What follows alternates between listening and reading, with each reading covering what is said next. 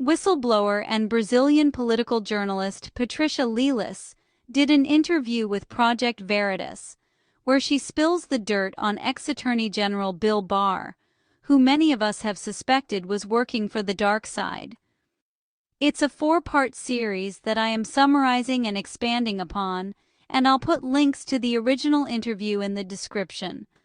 After marrying an American, Patrícia began working as a journalist for Armstrong Williams, a nationally syndicated conservative TV host and columnist. Her duties began to morph into new projects that involved visa applications and wealthy foreigners. Patrícia has lots of receipts, including emails and communications, showing that they wanted to pay her $700,000 to handle one wealthy foreigner. Patrícia felt uncomfortable, so she asked for some sort of legal contracts to cover the transaction and make sure it was legitimate.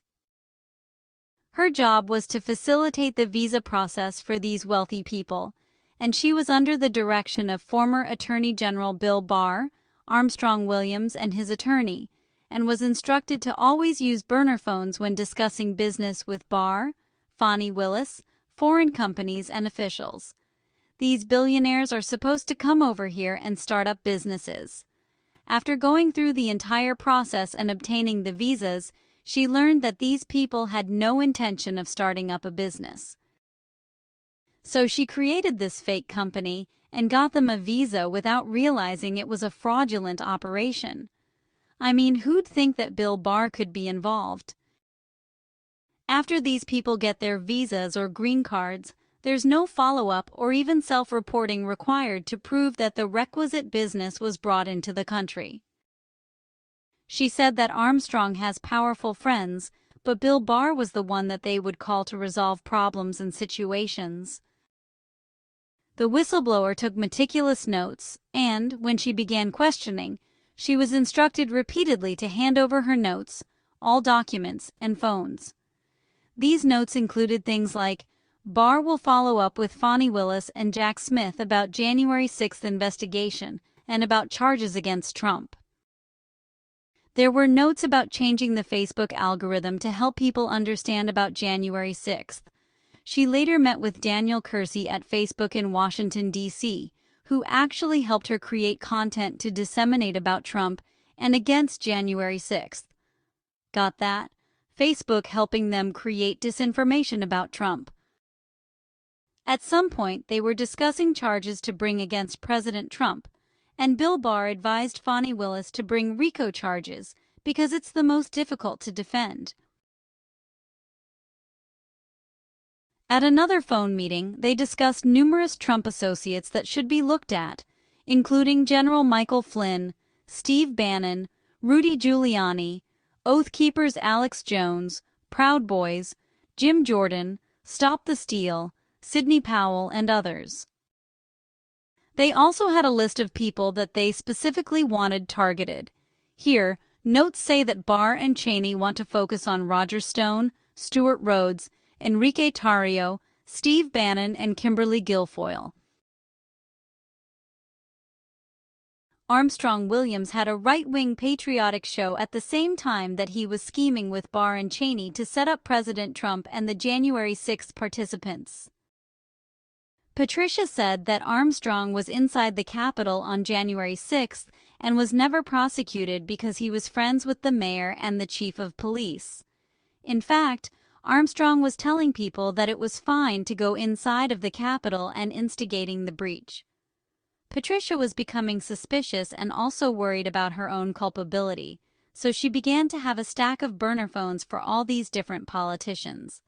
And when she realized something was wrong, she went to the office to get the burner phones and her notes. As a result, she was accused of stealing a gold bar, and her life and her loved ones' lives were threatened if she didn't return the phones and documents. Former Senator Bob Menendez was another person that Patrícia dealt with, and he was sentenced to 11 years for taking bribes in cash and gold. 3 New Jersey businessmen went down for this, but Patrícia implied that Williams was involved. During her employment with Armstrong Williams, Patrícia frequently attended meetings with Turkish and Qatari diplomats, and was tasked with arranging what she suspected were cash payments to politicians. Patrícia became a target after the summer of 2023 when she called the FBI about Bill Barr and Armstrong Williams. She became convinced that all her luxury perks were actually for illegal activity, and she wanted them to be investigated and cooperate. She didn't hear anything from them, and then she learned that she was the one being investigated and prosecuted for defrauding immigrant investors. Williams' attorney called her, apologizing for his threat and trying to negotiate a deal where she would hand over the phone and documents, which she didn't. They offered her a plea deal if she admitted to fraud. Patrícia had to hire an attorney to defend herself against the charges, and he got the case to the DOJ, but sadly, they said they can't prosecute because she's not an American citizen, and that Armstrong Williams can't be investigated because he's a journalist. Then, on December 8, 2024, Patrícia received a text message from Jessica Aber, U.S. Attorney from the Eastern District of Virginia, warning Patrícia that she is in danger and saying, "I need to talk to you. When I found out what happens in the EDVA, I haven't had any peace."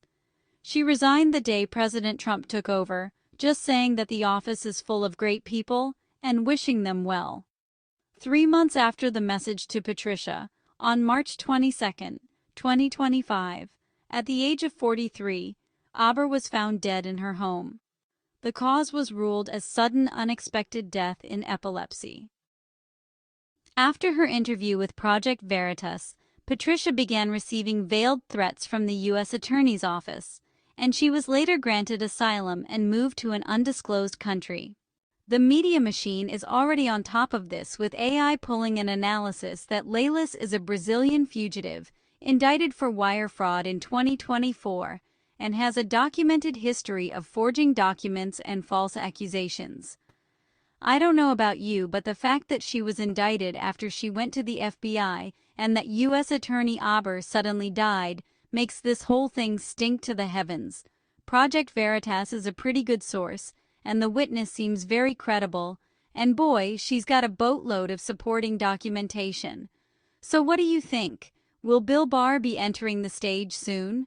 Gold and silver are going wild, real estate prices are going down, and we're past 10 days into the shutdown, so we've still got lots more drama to come. Links are in the description if you'd like to watch the original videos.